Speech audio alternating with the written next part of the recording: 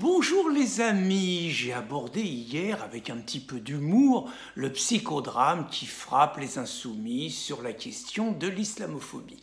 Eh bien ce jour je vais un petit peu revenir là-dessus mais avec plus de sérieux que d'habitude. En effet, ce sujet me paraît suffisamment grave et suffisamment marqueur d'une terrible régression de la liberté d'expression depuis 30 ans que j'ai envie de l'approfondir pour dire que toute mon enfance, toute l'histoire de la France des années 1970, c'est une histoire d'extraordinaire émancipation de la tutelle religieuse, essentiellement catholique, au profit quelque part d'une grande liberté, liberté d'expression, liberté de croire ou de ne pas croire, liberté de ne pas subir une tutelle religieuse, liberté de la libre critique de tous les dogmes, sous quelque forme que cela soit, artistique, philosophique ou humoristique, naturellement, la culture Charlie Hebdo, la culture Harakiri, la culture du début du XXe siècle, où on voyait énormément de dessins parfois très féroces contre l'hégémonie des catholiques sur la société. Je me rappelle, en 1987, par exemple, sur un plateau de télévision, quand Bernard Antony, qui est devenu un ami, quand Bernard Antony critiquait le miraculé, Bernard Antony étant un militant catholique, on va dire, déterminé, disons-le comme ça. Donc quand il était sur un plateau et qu'il critiquait le miraculé de Jean-Pierre Mocky, qui vient de nous quitter, en expliquant que cela offensait la foi des croyants et que c'était un scandale, un film pareil, il était conspué. Et je dois dire que peut-être j'aurais fait partie de ceux qui l'auraient conspué. C'est donc dans ce système où il apparaissait inenvisageable, dans les années 80, de revenir sur une notion de délit de blasphème, parce que c'est quand même de ça qu'il est question. Ça paraissait inenvisageable et la liberté d'expression, la liberté de critiquer toute religion, y compris la religion catholique, paraissait profondément ancrée dans la société française. Et puis, depuis 30 ans, il faut reconnaître, et notamment avec une accélération ces 15 dernières années, que les plus radicaux des musulmans essayent de réintroduire dans la société française un délit de blasphème, un délit d'islamophobie, en expliquant que l'islamophobie serait le rejet de l'islam et de tous les musulmans, donc un racisme.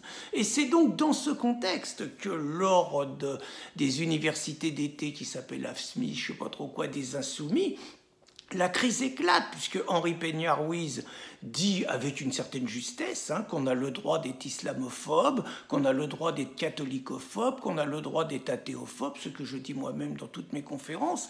Moi j'ajoute qu'on a le droit d'être anticommuniste et le droit d'être anticapitaliste et tout. Donc il dit cette évidence et manifestement ça pète dans la tranche des insoumis qui cherchent un nouvel électorat qui n'est pas forcément accessible au discours laïque. Les choses sont claires, il y a une contradiction.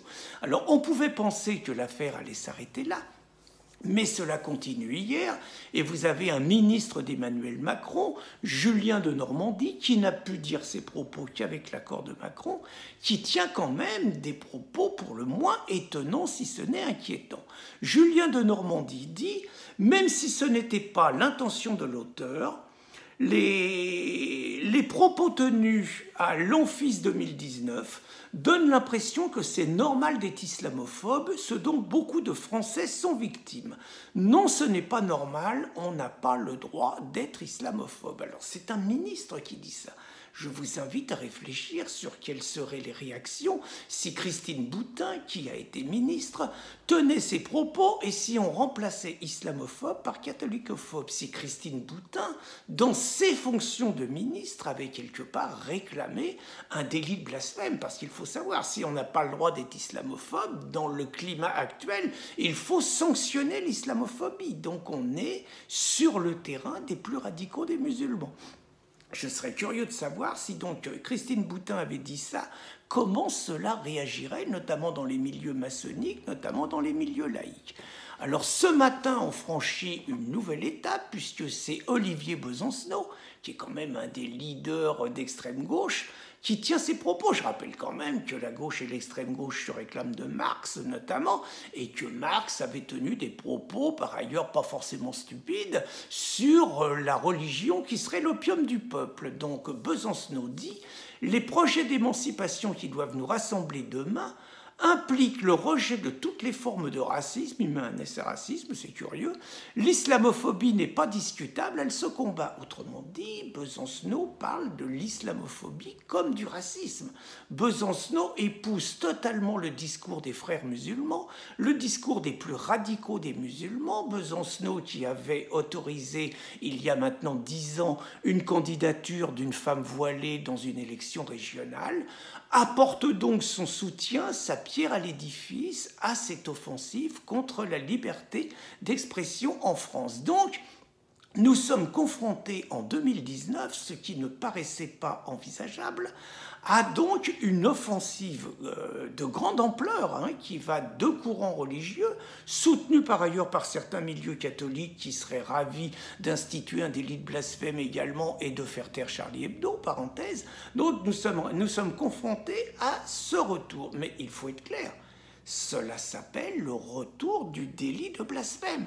Je vous rappelle que le délit de blasphème a été abrogé en France et que très souvent les laïcs évoquent le supplice du chevalier de la Barre, condamné à mort pour délit de blasphème à Abbeville et exécuté à Paris. Je rappelle quand même que c'est une référence. Mais après, il faut savoir ce qu'on veut. Si on veut réintroduire un délit de blasphème, est-ce qu'on le réintroduit pour toutes les religions ?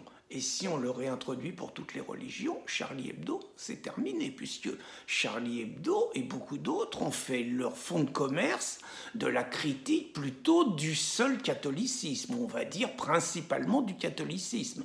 Charb se vantait, hommage à sa mémoire par ailleurs, que sur 10 dessins de Charlie Hebdo, 9 étaient consacrés aux catholiques et un seul aux islamistes. C'est par ailleurs les islamistes qui ont exécuté Charb et tous ses copains, parenthèse également. Mais donc, est-ce qu'on fait ça pour toutes les religions ? Et ça veut dire une terrible régression de la liberté d'expression en France. Ou est-ce qu'on fait ça seulement pour une religion, pour l'islam ? Ça signifie qu'on n'a pas le droit de critiquer l'islam, mais qu'on a toujours le droit de critiquer toutes les religions. Et là, on transforme quelque part, j'ai envie de dire l'islam en religion d'État. On fait de l'islam une religion d'État en France qui a des droits, des prérogatives que n'ont pas les autres religions. Or, la laïcité, ça sert justement, entre autres, à protéger les religions minoritaires par rapport aux religions hégémoniques. On fout en l'air le principe de la laïcité, le principe de la loi de 1905. Et cette offensive est impulsée et menée par des forces de gauche, parce que de Normandie vient de la gauche, il vient du Parti socialiste, et par des forces qui se réclament d'extrême gauche.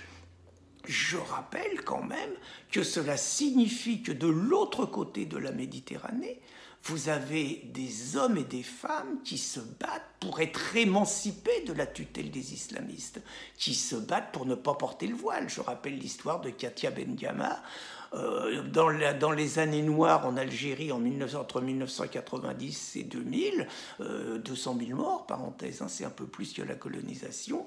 Katia Bengamma était une jeune femme de 16 ans qui refusait de porter le voile que lui imposaient les islamistes. Elle a été exécutée d'une balle dans la tête. Ça signifie que ce combat, on crache sur la mémoire des résistants aux intégristes islamistes et on choisit le camp des bourreaux. C'est quand même ça qui est en train de se passer. Alors moi j'ai envie de poser une autre question, c'est que je me rappelle il y a maintenant un peu plus de 4 ans, des millions de Français que certains auraient tendance à qualifier de bénais manifestaient dans la rue au nom de « Je suis Charlie », en oubliant juste de préciser qui c'étaient ceux qui avaient assassiné les dessinateurs de Charlie.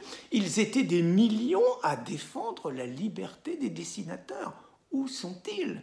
On ne devrait entendre qu'eux. On ne devrait entendre que les associations laïques.